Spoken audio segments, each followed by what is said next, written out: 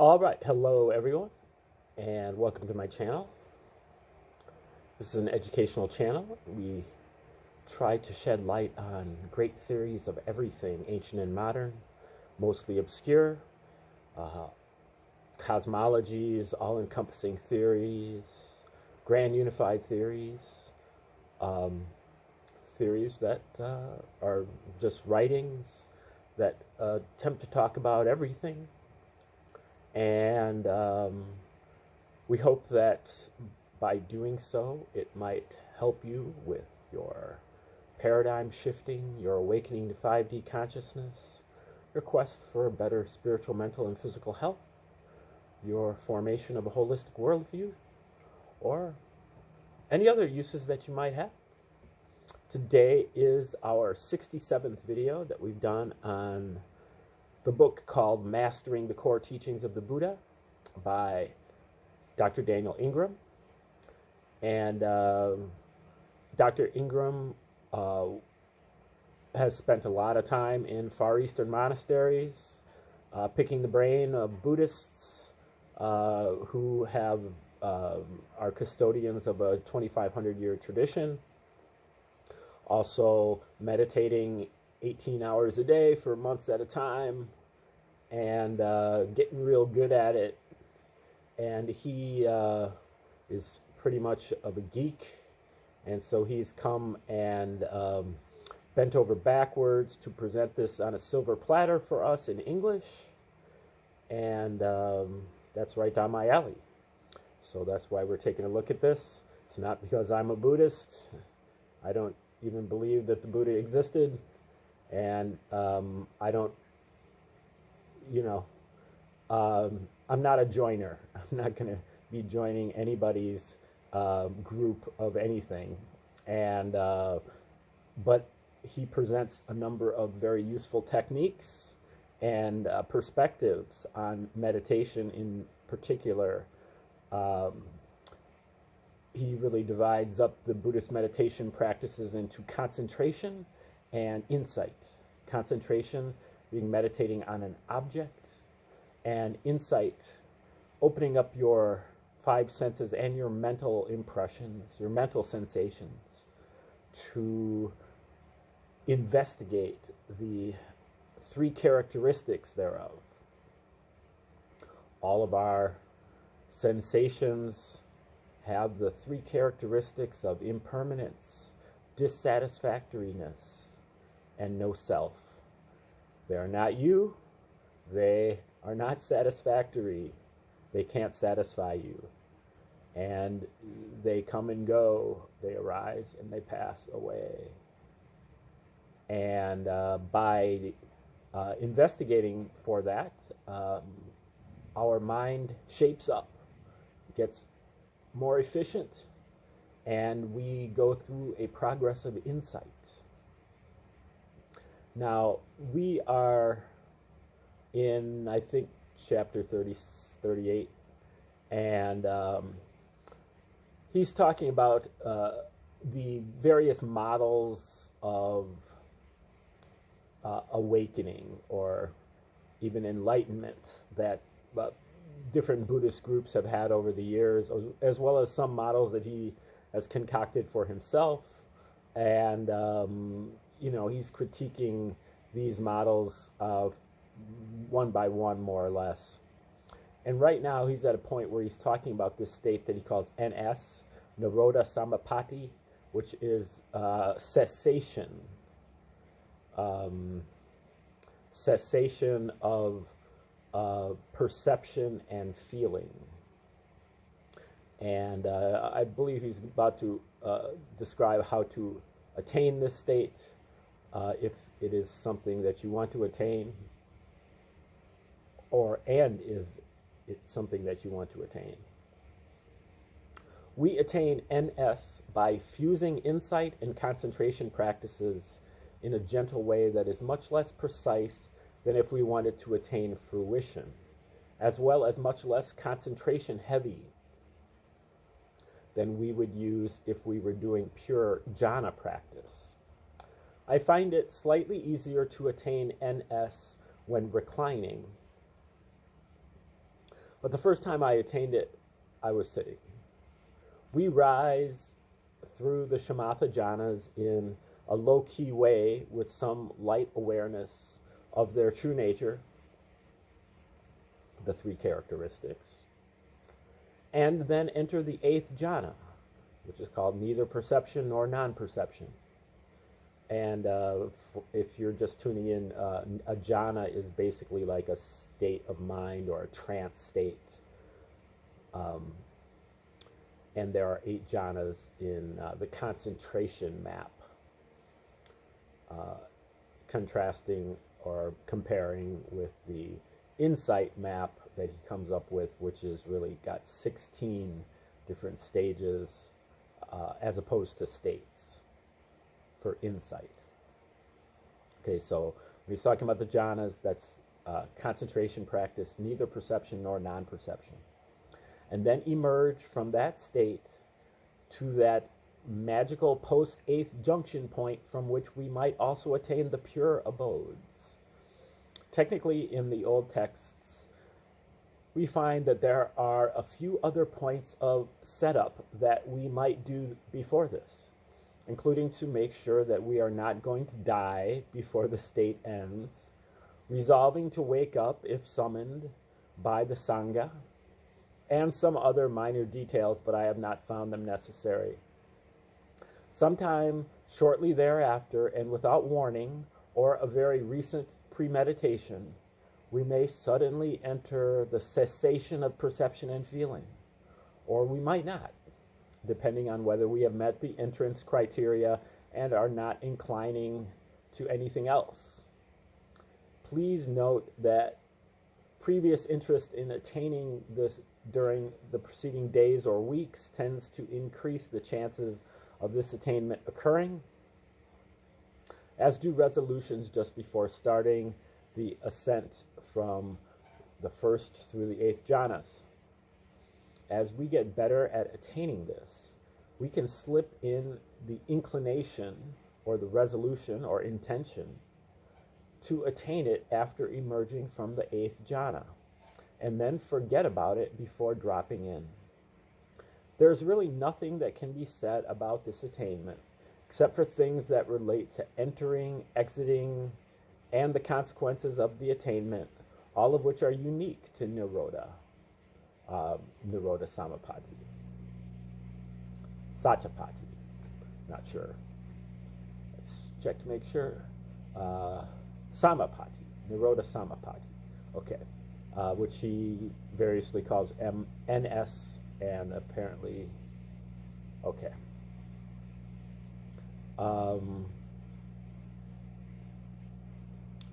The texts rightly say that upon entering Nirodha, verbal formation ceased first, then physical sensations, then the whole of mental functioning ceases when the attainment is fully entered. This is traditionally explained as correlating to the first jhana, the fourth jhana, and then the entrance into Nirodha, respectively. However, you may notice that in the 3 moments before cessation of perception sets in, during the complete power failure-like entrance, verbal formations, bodily formations, and mental formations cease in that order, also in 3 consecutive and distinct moments, with the whole entrance taking about 1/3 of a second, like someone threw the master dimmer power switch on sensate reality all the way down and the whole thing just shut off. The texts may have a double meaning or may have been misinterpreted by scholars who had never themselves attained Nirodha Samapatti. I say this because it is still typical for bodily and verbal formations to arise between the 8th jhana and the entrance to Nirodha Samapatti, and thus the traditional interpretation does not hold up in experience. The texts also say that this attainment may last 7 days or even longer, but I don't personally know of anyone who has admitted to this occurring in their experience. That doesn't mean it can't happen, but it would probably require a long and sustained retreat beforehand to generate the necessary stability and stillness of mind. The duration of such attainments will be related directly to our concentration abilities, and these are very dependent on practice conditions and how much concentration abilities have recently been exercised.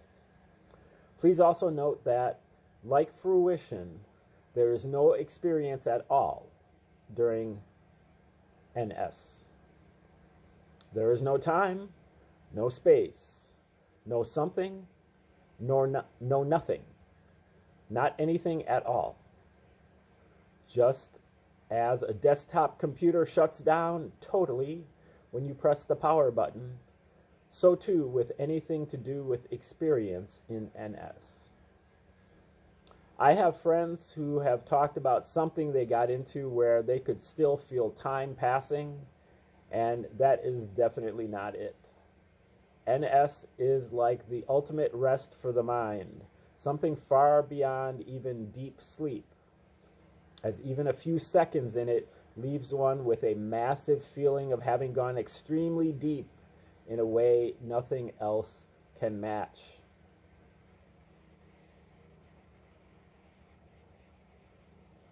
Unlike fruition, we exit this attainment in the reverse way we came in, with mental formations arising first, quickly followed by physical and then verbal formations in the characteristic analog way of the entrance, and with the same timing, like throwing on a big dimmer switch in about 1/3 of a second. After leaving this attainment, the mind tends to be a remarkable mixture of deeply peaceful while very clear, and our body tends to be very relaxed. The longer the attainment lasted, the stronger and longer lingering this effect will be. I have found it to be by far the most impressive, long-lasting, and heavy of the afterglows of the various attainments, and have noted feeling the effects of it for up to about 24 hours afterwards. From my point of view, the whole point of attaining to NS, other than learning the level of control needed to attain it, which has its own rewards for other avenues of spiritual development, and just proving you can do it, is the amazing afterglow. Thus, I would not recommend attaining this immediately before entering into situations that require quick decisions or actions, such as driving in complex traffic. The texts say that we incline to solitude or quiet after attaining this state, and in general I agree. Loud noises and jarring situations can be particularly so after NS. Its afterglow is very conducive to deep relaxation, deep practice, deep insight, and deep magical workings, with a K, CK. That is, if you can get up the emotional energy to care at all about those workings in the face of that stunningly chill afterglow. I talk about the powers later, so if the topic of magic with the CK bothers you, just pretend I didn't write that. Say la la la la la in your head to clear the memory of it or whatever. While I am nervous about the current trend to use meditation to create more productive, compliant, and docile worker bees, I must admit that studying for my emergency medicine board exam one day in the afterglow of NS was like a dream come true. I could steadily plow through hundreds of pages for hours and hours with vastly less mental fatigue than I would have had in any other state I'm familiar with. Aside from Nirodha Samapatti's importance due to being included in some systems criteria for various stages of awakening, it is worth mentioning that this attainment, because it is found today by real living practitioners, has often been relegated to the realm of myth and legend, or has been ignored or even forgotten entirely. It is not that Nirodha Samapatti is necessary, but it is a good and useful thing to be able to attain. In fact, I have not yet spoken with anyone who had attained it who didn't consider it the absolute king daddy of meditation attainments, other than arahantship, as the depth of its afterglow never fails to impress and amaze. Hopefully, mentioning it will raise the standard to which people feel they can reasonably aspire, which is basically the whole goal of this book. One more little morsel for you brave adventurers. I have noticed that the easiest time to attain NS is usually a few weeks after attaining a path, when the Vipassana jhana aspect of the progress of insight is becoming clear and a nice degree of mastery has been attained in that review phase. However, it has this nice/nasty habit of helping to precipitate a new progress cycle, as the level of clarity gained in its wake is impressive and clarity furthers insight. Thus, we may go from the best highs of a review phase and NS's glorious afterglow to the third jhana, arising and passing, or the third jnana, arising and passing. Those are the insight stages. Arising and passing, and the dark night quickly. In fact, this seems to be a very natural part of many cycles of anagamis who also know the 8 jhanas and how to ride the line between concentration and insight practices. One word of warning: NS's afterglow is so extreme that it is easy to imagine that one has attained some new level of awakening, as the mind feels very, very different after NS has occurred, and residual hindrances and negative mind states may be very far away. Wait at least a few days after any dive into NS to see how those changes hold up in the face of the world before starting to draw any conclusions. I must say, there is something truly fairy tale wonderful about NS, that you can pick up a book from about 2,000 years ago that gives complex instructions, like some weird recipe for something you can do with your brain that you would have otherwise been extremely unlikely to know as even being possible, and that you can follow those instructions and they can actually work.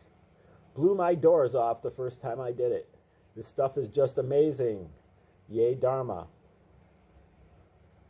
Okay, this section is called Back to the Vajrayana Story. Okay, that was an aside where he was talking about his story, about how he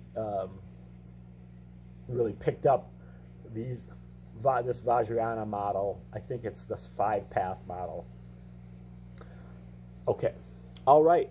Now that I have set all that up, I can finish my little story about how I came to appreciate the Vajrayana models that involve seeing emotions in the clear light of wisdom as part of the luminous field of natural manifestation, as an integral part of awakening and not something to reject.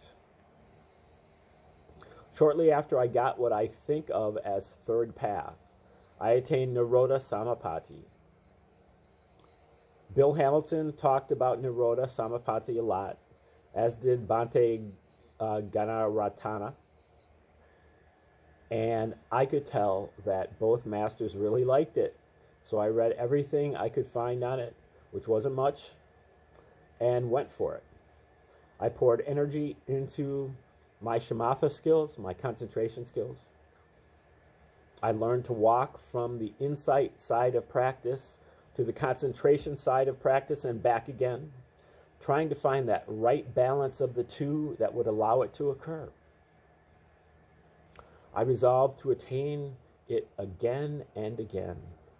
I got it after about a month of hard work, as that was part of the standard criterion I had been brought up on for third path.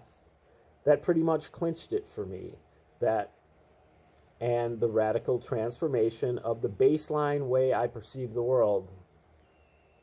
However, there was a problem. As you may recall, third path in the standard Theravada 10 fetter model involves the elimination of all forms of greed and hatred other than desire for jhanic attainments. but I still had emotions, including lust and anger. Those weren't supposed to be occurring, and yet they were. They were perceived very differently and in a way that seemed right, as now they mostly, but not quite completely, seem to be just part of the natural field of experience, like textures of space that were happening on their own. This seemed very important, very profound, extremely relevant, and yet the models I had to work with suddenly didn't describe my experience at all. This caused heavy-duty internal conflict, as previously the models seemed rock solid, predictive, and useful. I knew that what I was experiencing was related to wisdom, and yet the textual sources, friends, and teachers I had access to didn't seem to mention anything like what was happening. Thus, I branched out and started reading more broadly, pouring through texts to try to find someone who was talking about this stuff, and luckily I found the brilliant works of the late Chogyam Trungpa Rinpoche and his book, Journey Without God. No, that's not what it says. It says Journey Without Goal. Specifically, Chapter 9, The 5 Buddha Families. And suddenly I felt like I was not some sort of freak, as here was someone whose explanation made so much sense to me. Searching around in that general neck of the woods, I found Dzogchen, D-Z-O-G-C-H-E-N, along with other books on Tantra, and suddenly I realized that I had chanced upon a very Vajrayana way of understanding practice and experiencing reality by methods that were relentlessly Theravada.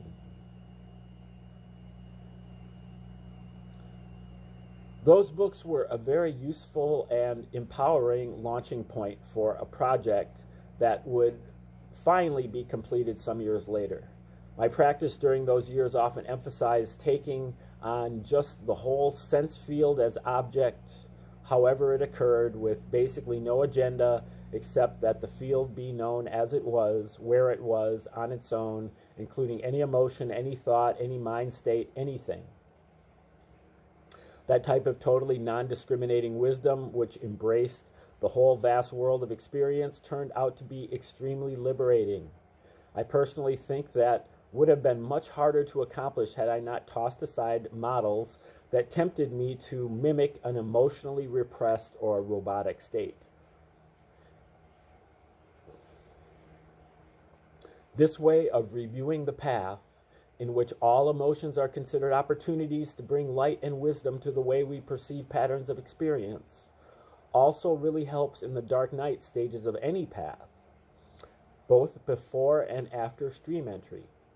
Imagine that you are being given a thorough tour of your entire brain, heart, gut, body, the entire range of your life and sensate world, and during that tour, you have the opportunity to bring awakening to each and every part of your reality, to hardwire it into yourself, such that no matter what happens, the habit of clear seeing will naturally apply to that aspect of these natural occurrences.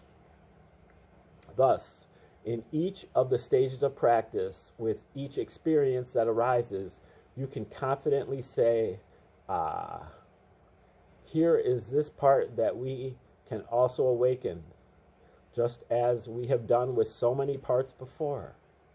What a joyous opportunity to have this arise, that we may thoroughly ingrain the habit of recognizing its inherent nature and intrinsic clarity. That was the gift that exposure to the Vajrayana gave me, and for that I am extremely grateful, as it finally allowed me to throw wide open the doors that, with even just a hint of hesitation or subtle prejudice against any part of experience, might never have opened. These explorations finally led me to what I call the simple model. And this section is called the simple model. In some very early versions of this work, I had a model called the Heart Sutra model. The simple model is the less mysterious, stripped down version of that earlier model, though it is essentially the same. While in one sense it is also rephrasing the revised four-path model, as it has no numbers and is free of the traditional names, it has some advantages over that terminology. I present this somewhat novel model here because it focuses on real insight directly and treats any emotional benefits of this as side effects. Further, there are often too many cycles of insight before arhantship, making the four-path model troublesome. The phenomenon of too many cycles between each of the four paths gets worse as we work towards final awakening. As Bill Hamilton put it, and I learned the hard way, the Arhat fractal is vast. The simple model does not reinforce fascination with content, nor with life-denying ideals or with limited emotional range models in the way that the traditional four-path model often does. It hopefully does not tempt us to count paths. It keeps the focus on precise inquiry into the truth and into our experiences in all their richness and complexity. This model basically says that awakening is about direct insight that progressively reveals something different in the relationship to the field of experience and gradually allows all qualities of manifestation in it to be held in their natural, intrinsic, proper proportion. It is a progressive non-duality model. The first understanding is that sensations are sensations, thoughts are thoughts, and this forms the basis of further inquiry. When we begin to see the universal characteristics of these sensations, our understanding grows. Knowing the whole sense field directly and completely can cause an entrance into fruition through one of the three doors, which represents the first stage of awakening. When we appreciate the cycles of the process of awakening and have completed at least one more new progress cycle, we are at the next stage. When we begin to appreciate the emptiness, luminosity, centerlessness, agentlessness, etc., of phenomena in real time, and this becomes the focus of practice rather than fruition, this is the next stage. When the sense of the watcher, observer, subject, controller, doer, etc., is seen completely as it is, and the knot of perception untangles, that simple fundamental way of perceiving things is the next stage of awakening. When that untangling stays untangled, that is the next stage. As we integrate that understanding into our lives, we are at the next phase, though it is more an ongoing process than a stage. The problem is that some of the purveyors of the tradition seem to want to make this understanding into so much more than it is, and thus to add ideals of emotional perfection onto this writing and untangling of perception. There is some truth in the models dealing with emotions, but it relates to emotions moving through us faster and more fluidly, as well as being perceived more clearly and spaciously. It does not have anything to do with bad or unwholesome emotions not arising. I am reluctant to go there, as my goal is to give the emotional models the bashing they richly deserve, but I also do not want to throw the baby out with the bathwater. Thus, here it goes. As the deep-seated perceptual sense of a separate, continuous, permanent, observing agent stops, being extrapolated from the same old patterns of sensations that appeared to be an agent, there is a broader, more inclusive perspective that can come into the consciousness of the awakened individual, depending on their level of awakening. There is also a slowly growing directness of perception that comes as reality is not filtered so heavily through thought. There is a growing sense of immediacy rather than a sense of temporality. There is a growing appreciation of ephemerality. There is a growing sense of spaciousness and openness to perspective. There is more softening and less contraction. These perceptual upgrades can combine to give the emotions of awakened beings less sticking power, so that they may move through them more quickly than those who are not awakened. These emotions also may be seen more quickly and clearly as they arise and vanish. There also may be less reactive or blind contraction into thoughts and emotions, and a broader perspective which sees these normal human mammalian processes as just parts of a broader process like the textures of space, thus giving other parts of the brain more of a chance to create moderated responses to the emotions. That said, even when seen through, there seems to be a biological component to how emotions move through humans, which can only be expedited so much. Still, the more that emotions arise in an awakened mind, the more something in the habitually conditioned reactions can change, lessen, soften, and relax due to having arisen in that improved perception. The more this goes on, and the clearer and more awake the mind is, the stronger this effect becomes.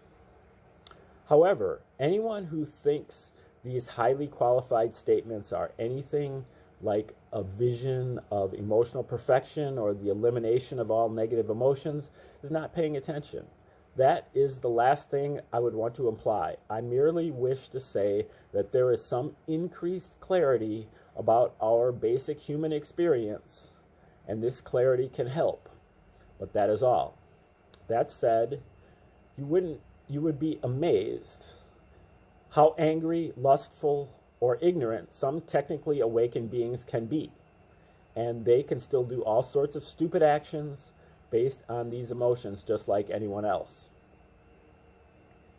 Here, I would like to tell a little story, a summary and simplification of a situation that unfolded over a few years. I knew 4 people. 3 were friends of mine before all this began, and 2 were people whose practices I knew quite well. They all began following a teaching in which a person claimed to have eliminated all emotions entirely. These 4 were good people, strong practitioners, and appeared honestly inspired by a practice that seemed straightforwardly helpful. Notice feelings